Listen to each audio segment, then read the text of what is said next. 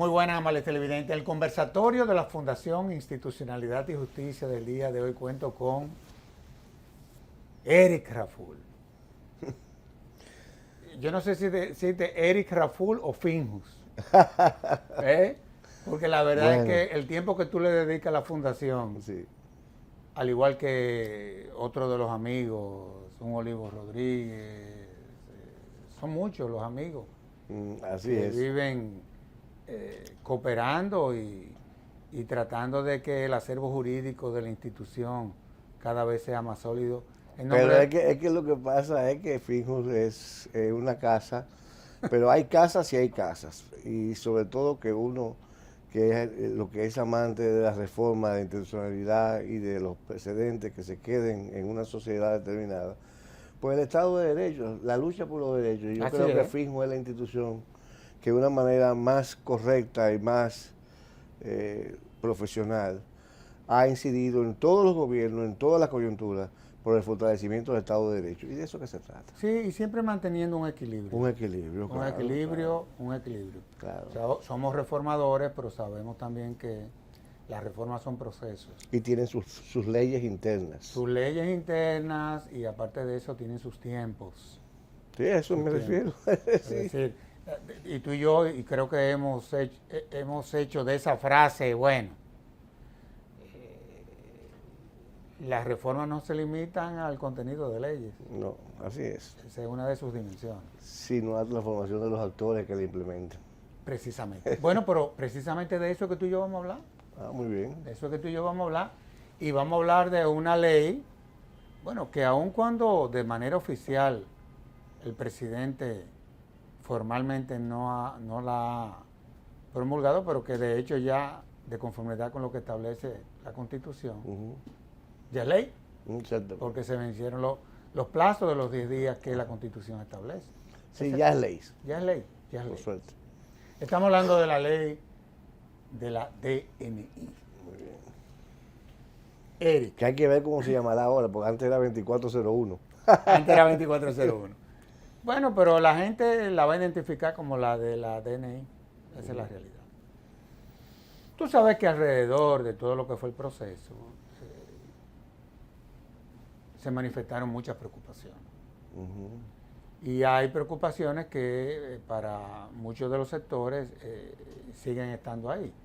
Yo quiero que este programa sirva un tanto como para poder, tú entiendes, explicar con detalle, porque cuando tú hablas de seguridad nacional, también existen las garantías constitucionales, los derechos fundamentales, en fin. ¿De qué es de lo que se trata? Toda ley tiene que tener una serie de principios, una serie de definiciones. Muy bien. Cuenta con esta ley con los principios que puedan garantizar esa garantía, digamos así, que le establece la Constitución a la ciudadanía.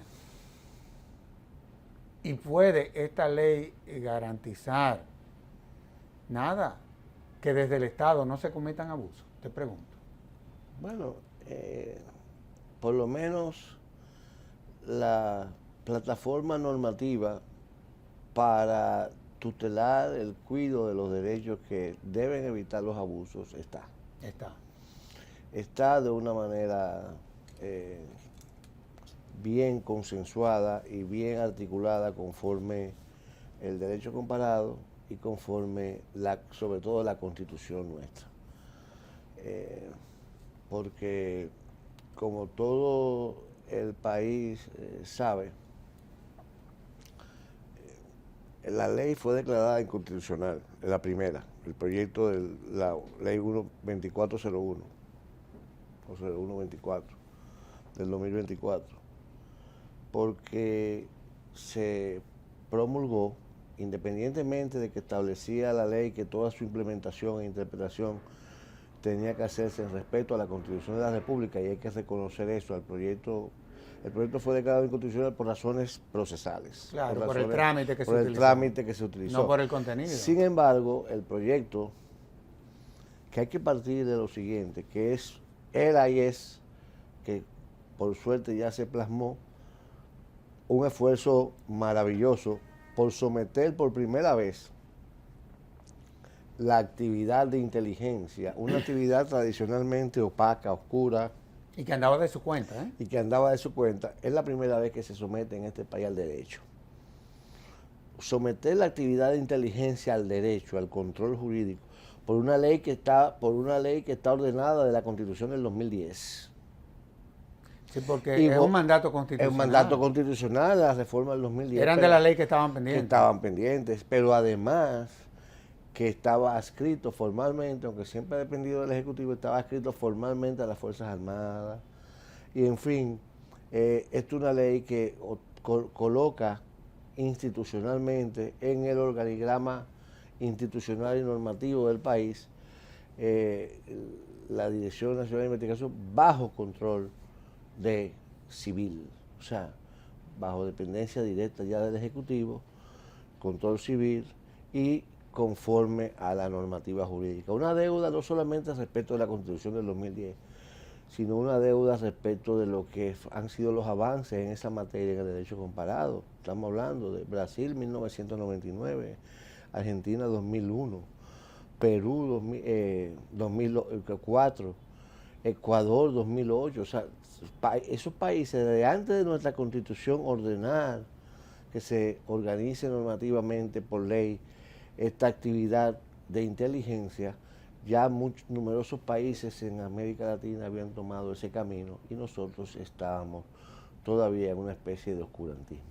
Y por lo tanto hay que reconocer al gobierno, al Congreso y a la sociedad, porque la Sociedad Dominicana de Diarios, la Sociedad Interamericana de Prensa, FINJUS, las iglesias, todas llamaron la voz de alerta cuando se podía entender que algunas ambigüedades en el proyecto original podían dar lugar a afectaciones constitucionales. La falta de definiciones. La falta de definiciones, y ya eso se corrigió en una comisión en la que tuve el honor de ser parte de 4 juristas, tuve el honor de ser parte de la misma y ya encasilamos en el redil constitucional la ley, como tú muy bien señalaste, sobre todo añadiéndole principios y definiciones. Ahora, si hay un abogado que maneja lo que son los derechos fundamentales en este país desde hace décadas, yo creo que Eric Raful tiene que estar entre los pioneros. Esa es la realidad. Cuando se comenzó a hablar de eso en este país, Juan Manuel Pellerano Gómez, el profesor Jorge Prats, Eric Raful, entre otros. Una de las cosas cuando se habla de seguridad nacional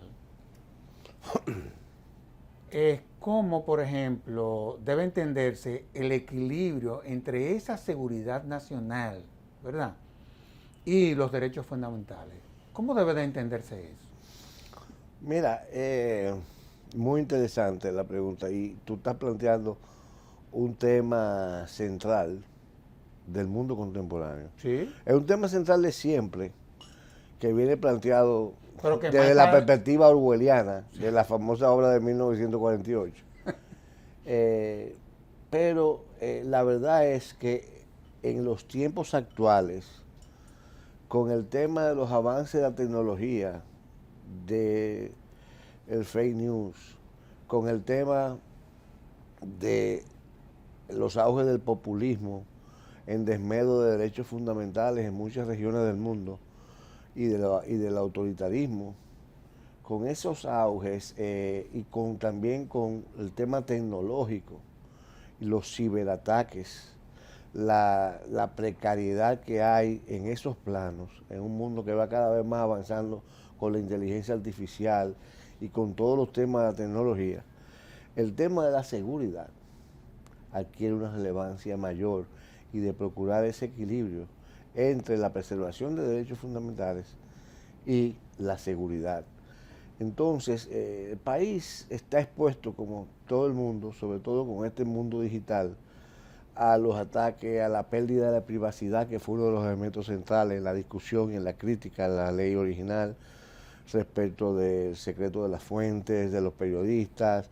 Pero eran válidas esas críticas. Totalmente válidas. Y FINJUS participó en esa crítica, y como siempre. Y se acogieron la propuesta de la Fundación, la propuesta de la Sociedad Interamericana de Prensa, en esa comisión, que se trabajó, se acogieron para encauzar, para que la ley no tuviese, independientemente de lo bien intencionada que estaba y su mandato de que todo se interpretara conforme a la Constitución, pero en este tipo de materias era preciso definir los conceptos.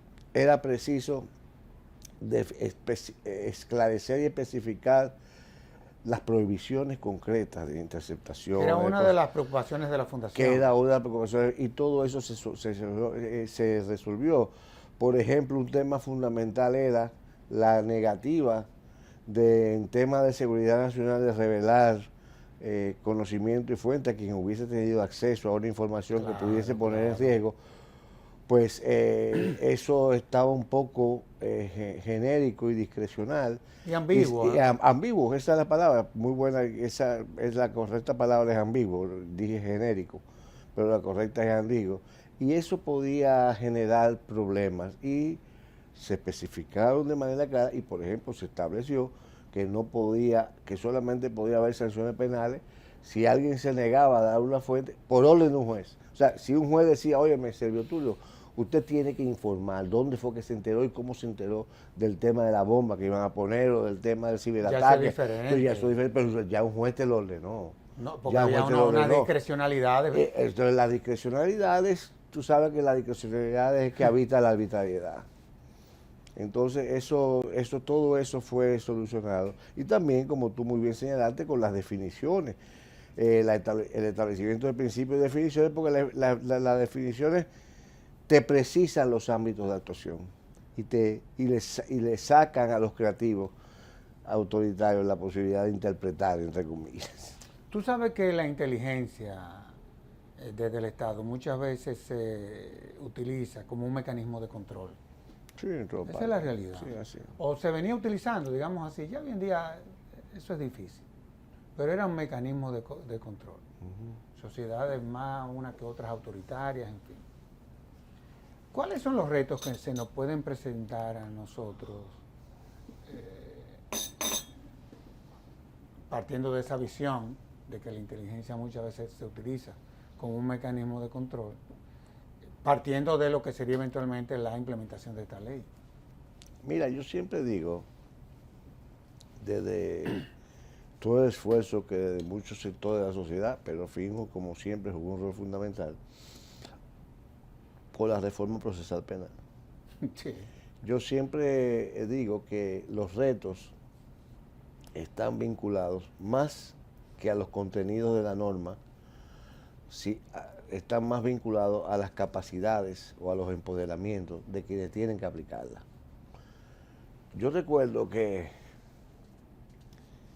cuando trabajábamos con Cruzet, Alberto Binder, Félix Damián Olivares, Ramón Núñez, que hicieron un trabajo extraordinario y lideraron ese proceso junto con la Fundación y otras instituciones, se llegó al consenso, y eso tuvo mucho que ver el vacatio legis que se puso de 2 años de la reforma procesal penal, que qué sentido tenía en una tradición autoritaria donde veníamos de un código inquisitivo, que qué sentido tenía iniciar la implementación de una ley que democratizaba el proceso penal con actores que todavía, para utilizar una expresión de Silvio Rodríguez, que arábamos el porvenir con viejos bueyes. O sea, si los fiscales, la Policía Nacional y los jueces y los abogados no nos transformábamos en la dinámica del derecho penal democrático y del proceso penal democrático y constitucional,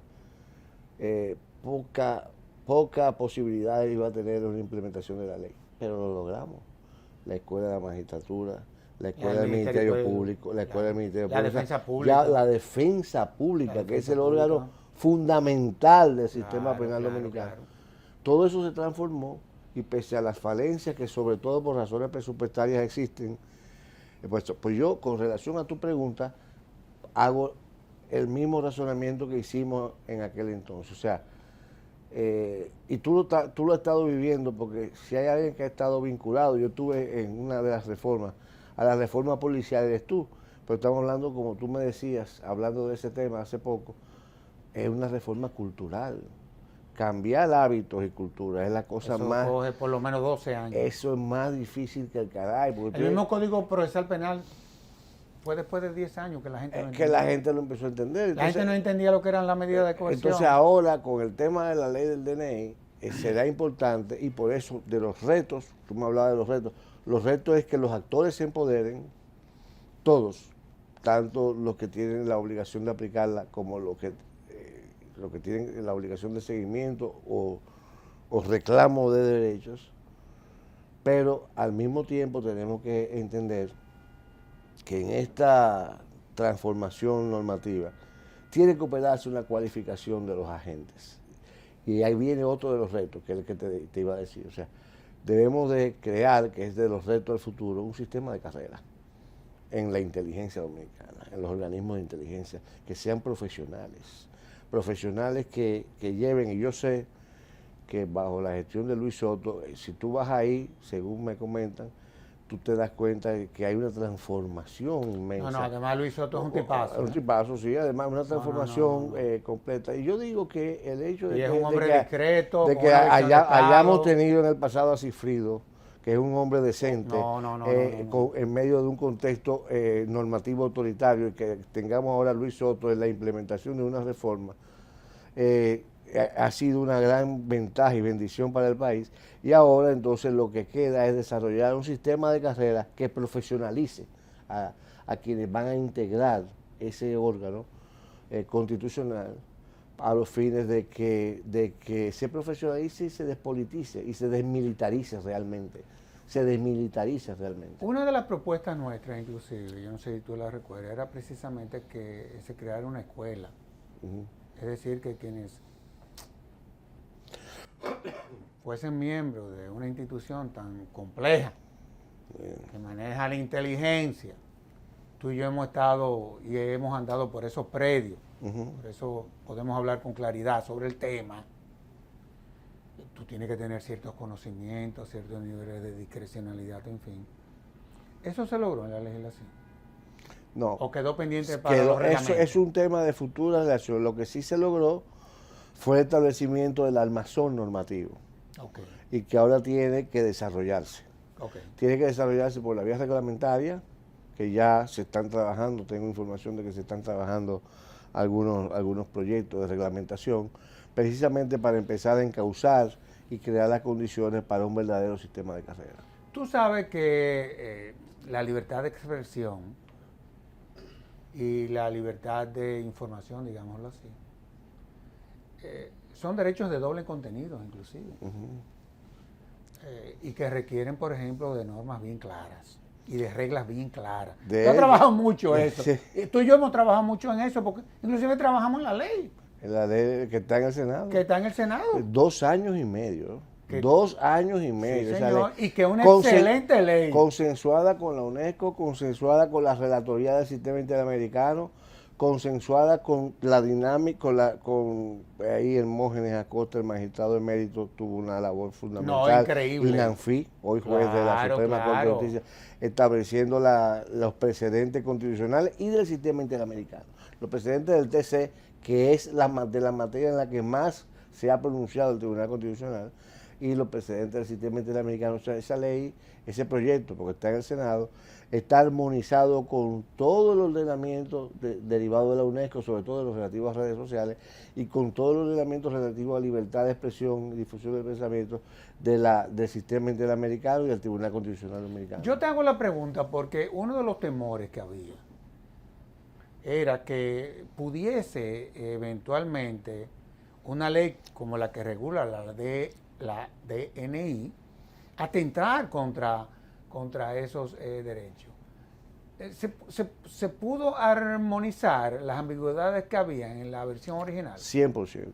¿Seguro? Digo, y tuvieron el consenso de todo el mundo, de fijo. Tuvo el consenso de la Sociedad Interamericana de Prensa y de la Sociedad de Diarios, que fueron los principales denunciantes de las ambigüedades que podían dar lugar a... No, yo sé, yo me refiero yo me refiero ya a la de la DNI. La del DNI, estoy hablando de eso. La de la DNI. La del DNI, todos los elementos, los puntos que eran artículo 1 2, 11, 26, 29 y 31, que eran los artículos donde en esos 5 artículos estaba la esencia de las críticas de los actores, sobre todo del sistema interamericano, de la Sociedad Interamericana de Prensa, fueron todos solventados debidamente. Y antes y fue una orden del señor presidente que se consensuara entre todos los actores la reforma a la ley que, bueno, cuando se declaró inconstitucional ya prácticamente el trabajo estaba hecho de esa reforma.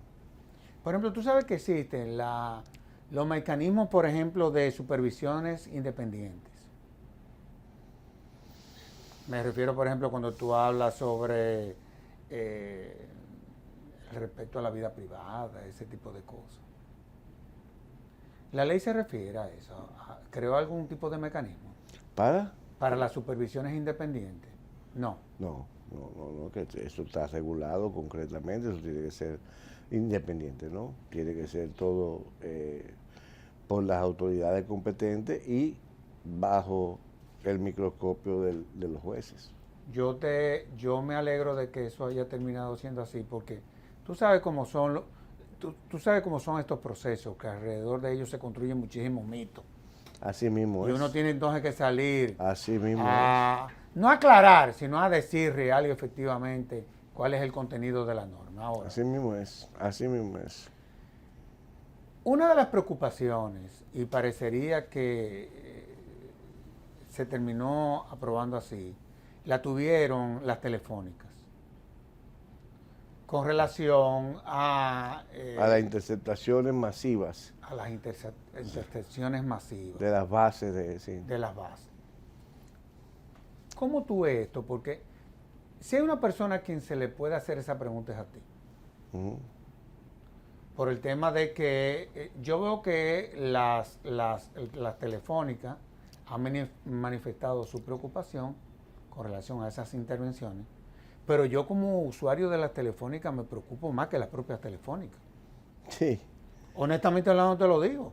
O sea, yo respecto a ese aspecto de la ley, de verdad que eso me preocupa. ¿Cómo tú lo ves? ¿Era necesario llegar ahí? Ese tema se planteó tanto por la ley de libertad de expresión como por la del DNI. Y en ambos casos quedó solventado. ¿Tú crees que quedó solventado? Sí, 100%. Ya el tema fue debidamente regulado. Y básicamente, para que lo sepas, uno de los componentes fundamentales para ello fue una sentencia del Tribunal Constitucional de la República Dominicana.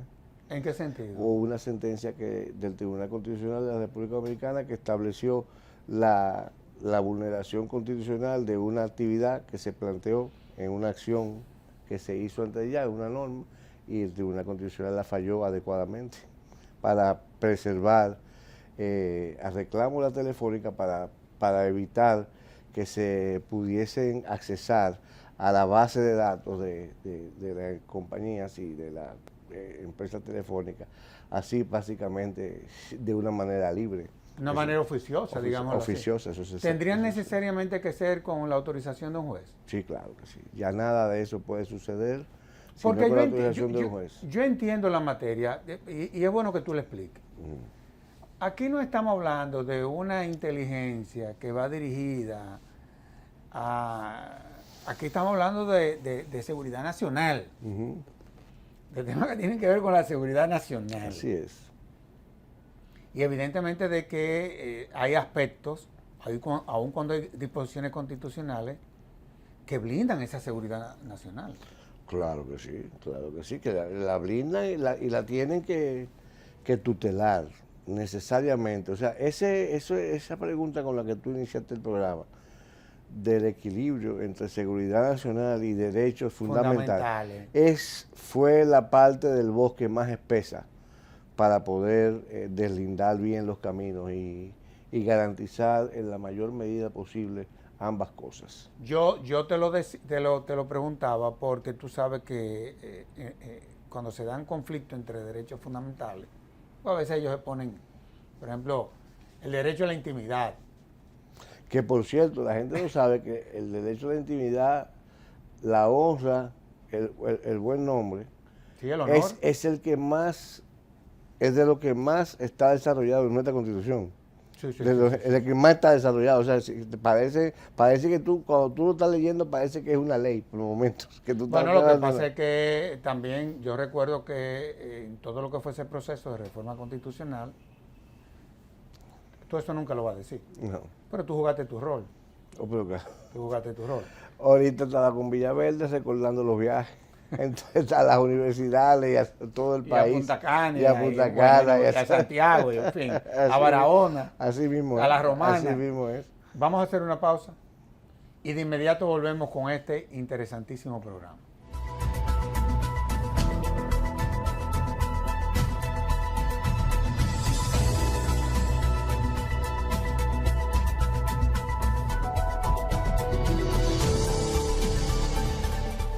Eric.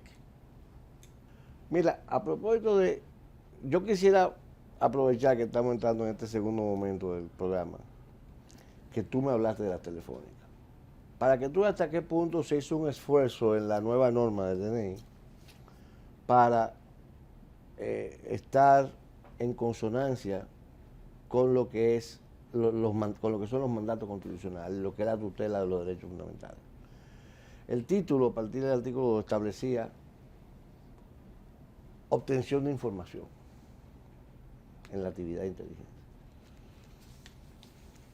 Nosotros, para ir definiendo y cerrando más los ámbitos de prohibiciones, hasta el título se le cambió al proyecto, por el de obtención de información de fuentes cerradas que requieren autorización judicial, como título.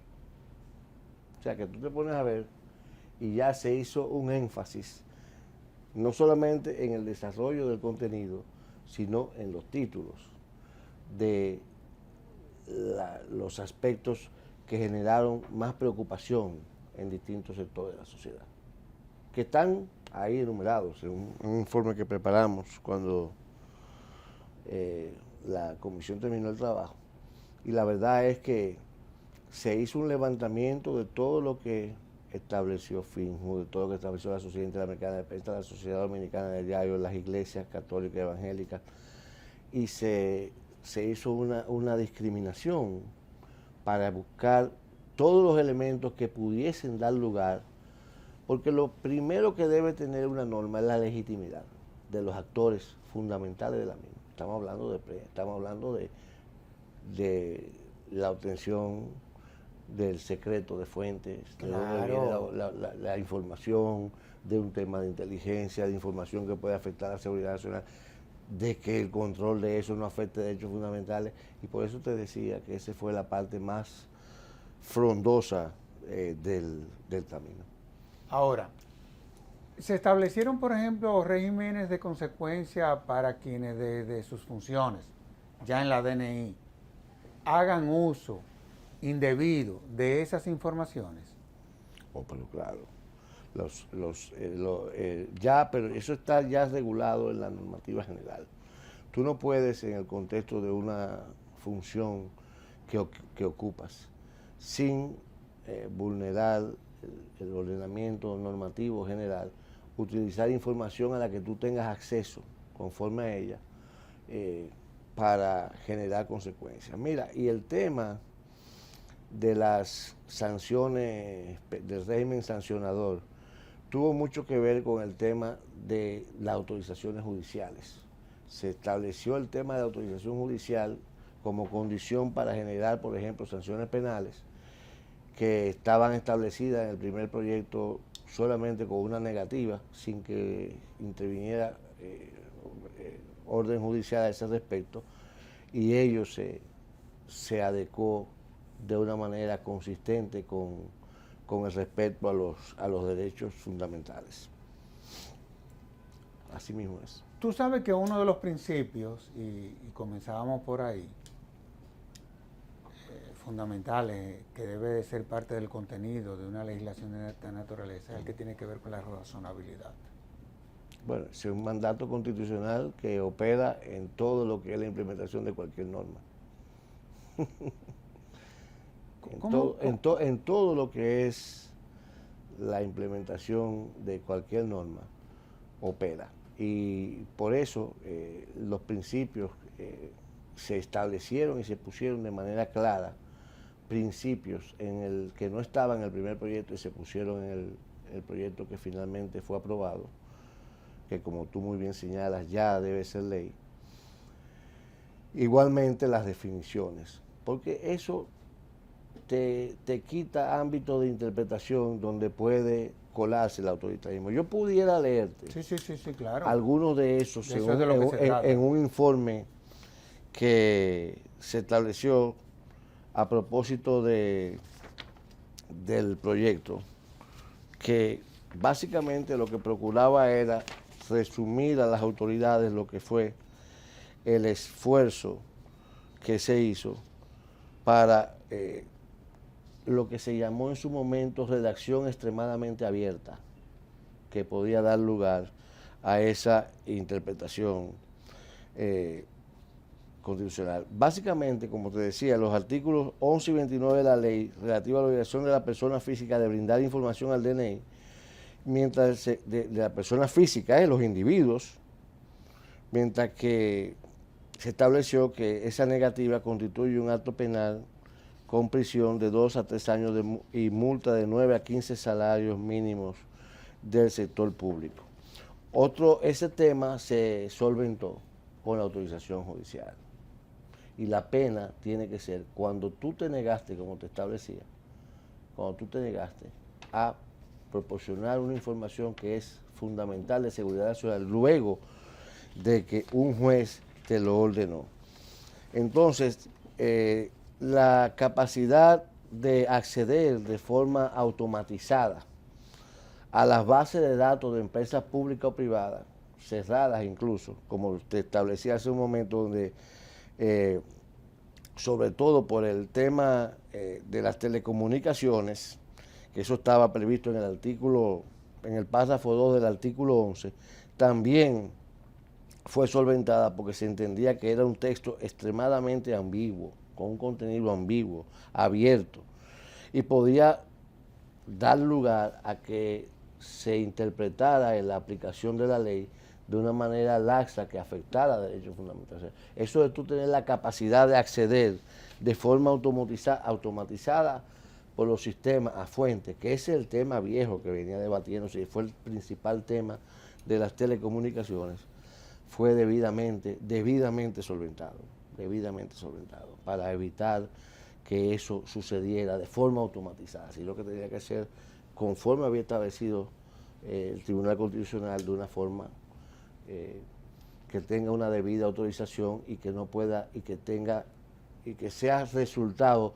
de una investigación particular que esté debidamente solventada y protegida por el derecho, no de forma automatizada, porque ya tú sabes que existen muchísimos dispositivos que permiten, software, programas que permiten tú meterte a sacar información a lo loco. O sea, imagínate tú, de forma automatizada, en la base de datos de las telefónicas. Eso era algo que podía dar lugar a un problema, pero que se solventó adecuadamente. Ahora, tú hablabas de personas investigadas, por ejemplo, la falta de notificación a personas investigadas. ¿Eso no vulnera el debido proceso, te pregunto? En determinado momento. Y eso está... Y eso está contenido, sí, claro que quedó claro. Te estoy hablando de lo que fueron nuestras preocupaciones. Claro. Porque es que tú me dices que fueron solventadas. Claro, porque es que fíjate que desde el mismo momento en que cualquier persona es objeto de una investigación, tiene que estar informada adecuadamente. Claro. Eso es constitucional. No solamente, eso es de la norma procesal penal.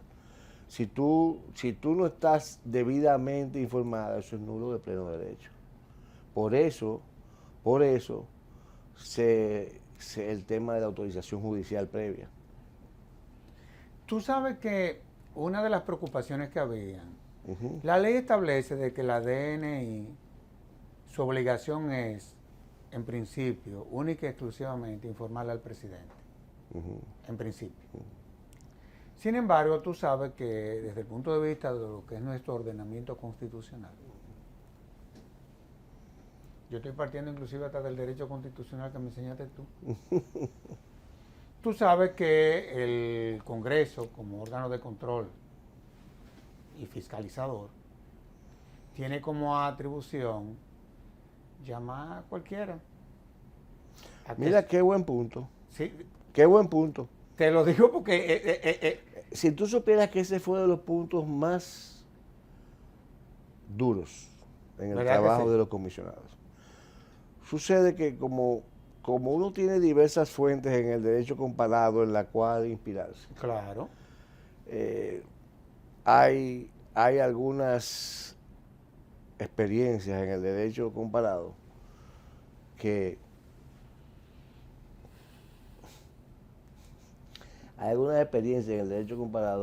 establecían directa y de manera clara y en la misma ley mecanismos de rendición de cuentas de información, sobre todo financiera o de actitud y conducta. Y tú acabas de dar con lo que fue finalmente la solución, pero ven acá.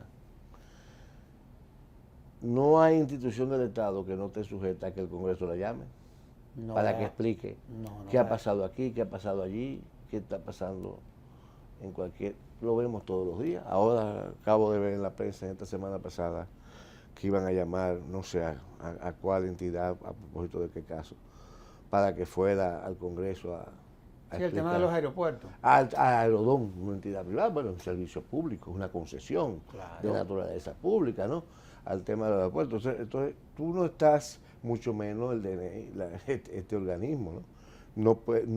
Nadie puede escapar a esas previsiones constitucionales normativas de que tú seas llamado, porque en otros países el derecho comparado, te digo, fue un objeto de muchas discusiones. El tema fue ampliamente discutido. Y tú sabes que cada realidad social, cada realidad social es diferente. Es diferente. Y sucede que los órganos, hay mucha politización en los órganos. Entonces, esa facultad está ahí y la salida fue... Independientemente de que una ley la establezca o no. No, yo llegué a esa conclusión. Porque esa era una de las preocupaciones de nosotros. Pero tampoco es que esta institución pueda hacer lo que quiera, amparándose en la figura del presidente. Amparándose en la figura del presidente. Y quizás yo como... Por eso que te decía que lo mejor de este proceso y de esta ley es que por primera vez se somete una actividad tan opaca a la juridicidad, al derecho. Cuando aquí, ahora tú tienes ya por lo menos un instrumental y unas obligaciones, un esquema de trabajo y un esquema operativo que está armonizado con los aspectos fundamentales. Oye, que tú no muy básico, pero es el que ordena la Constitución. Sí, que tú no estás haciendo lo que te da la gana, en nombre de la seguridad nacional. Exactamente. Yo te hablaba de esa atribución del Congreso, porque tú sabes muy bien, porque tú trabajaste con nosotros en la reforma constitucional del 2010. Yo no sé si tú te recuerdas que una de las propuestas de nosotros aquí en Finjo fue que se crearan las comisiones de investigación a lo interno del Congreso Nacional. Sí. Y se aprobó en la Constitución del 2010. Pero ¿qué sucedió? Para que tú veas lo que son las cosas de la vida. La primera vez que se hizo uso de esa atribución que la Constitución le da al Congreso fue que una comisión que se creó en el marco de una investigación que le estaban haciendo un congresista al Congreso. Eso fue en el... Eso fue en el... Aquí en el país. En el país. En el país, sí. En el país. Había un congresista que estaba siendo acusado de corrupción y, en fin, tenía una serie de procesos. Nosotros desde la Fundación hicimos una serie de pronunciamientos. Pancho Álvarez, desde Participación de Ciudadana, hizo una serie de pronunciamientos. Sucede que esa comisión a quien citó fue a Pancho Álvarez y a mí. En el marco de lo que eran sus atribuciones como comisión de investigación. Para que ustedes explicaran. Y lo grande es que cuando nosotros estudiamos, si nosotros estábamos obligados a asistir a ese requerimiento del Congreso, estábamos obligados a asistir a ese requerimiento del Congreso, siendo ciudadanos. Así es. Más si una gente representa a una institución del Estado, vamos a estar claros. Eso quedó claro. Eso quedó claro, totalmente. Tú sabes que una de las preocupaciones era el tema de la desclasificación, sería. O la de desechar ya. Tú sabes que hay informaciones ya que se van, perduran durante un tiempo, que no duran hacia la eternidad. Suponte tú que en el marco de una investigación desde el Estado, esa investigación genere cierta información.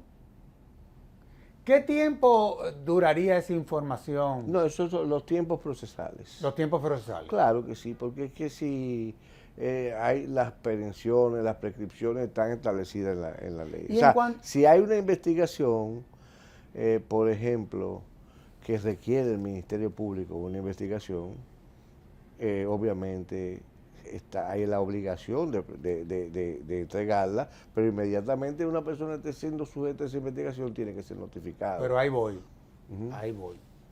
Yo no sé si tú te recuerdas que parte del debate y de la preocupación que generó la propuesta que se aprobó, que fue declarada inconstitucional, es que no quedaba clara esa obligación que tenía la DNI en el caso de que, sobre la base de una investigación que revelara que tenía que remitírsela al Ministerio Público, estaba en la obligación de hacerla. Sí, claro. ¿Eso quedó claro? Sí, quedó claro, clarísimo.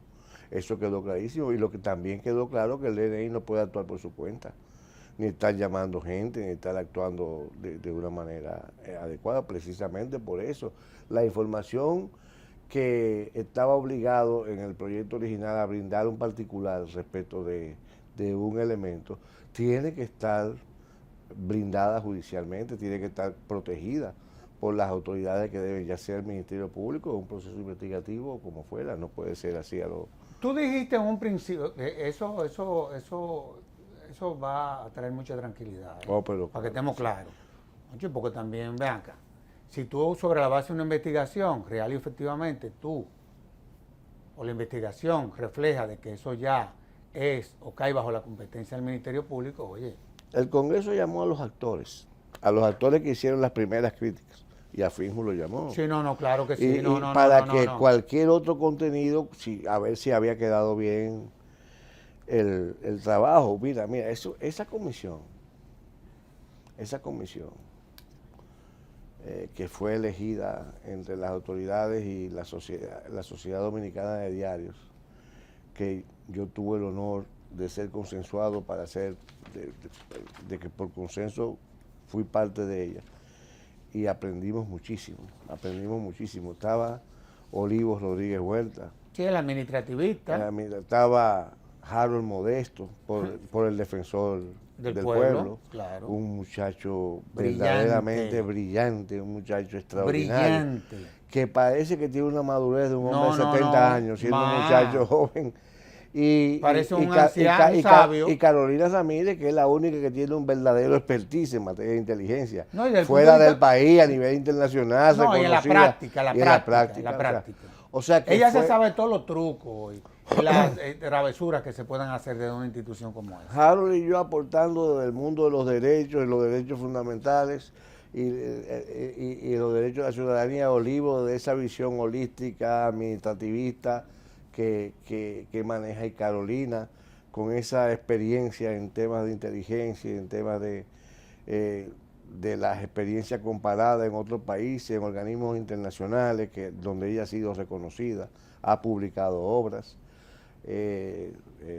Entonces fue una comisión bastante proactiva y donde había nos complementábamos todos, aportando y debatiendo temas.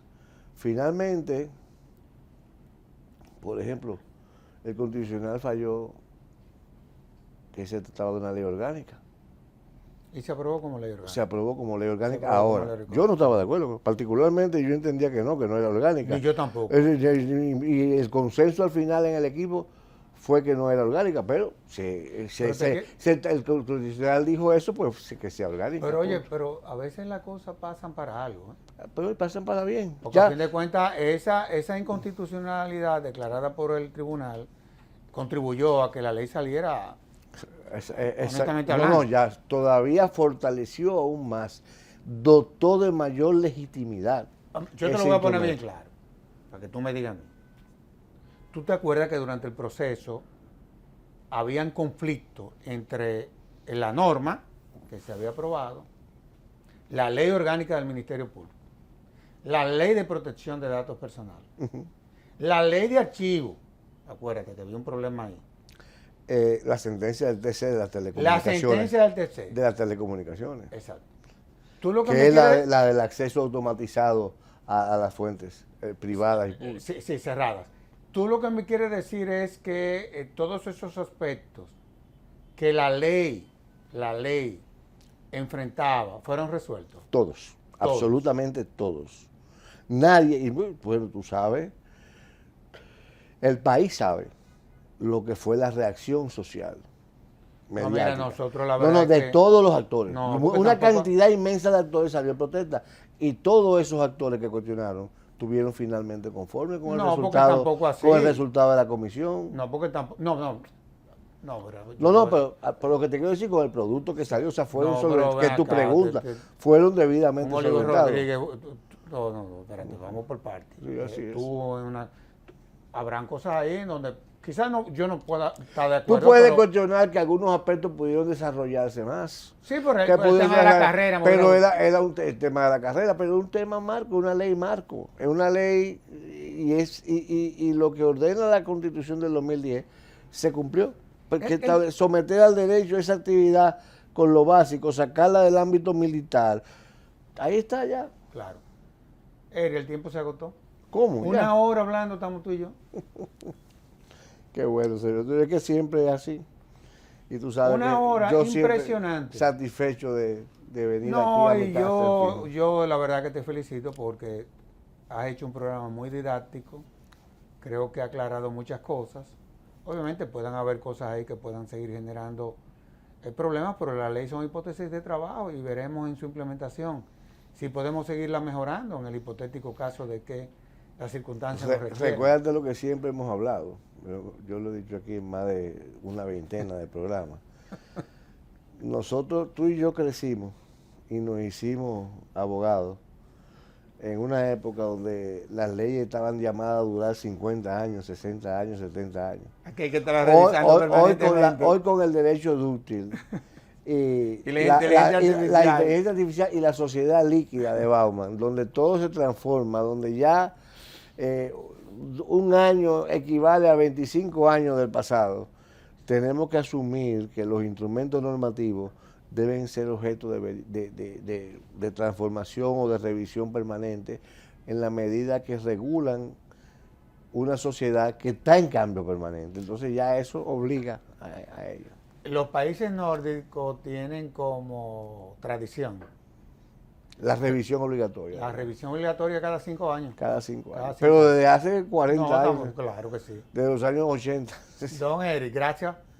Hermano, siempre contento de estar aquí contigo. Y a ustedes, amables televidentes, les decimos hasta la próxima, en donde estaremos en un nuevo conversatorio de la Fundación Institucionalidad y Justicia. Hasta entonces.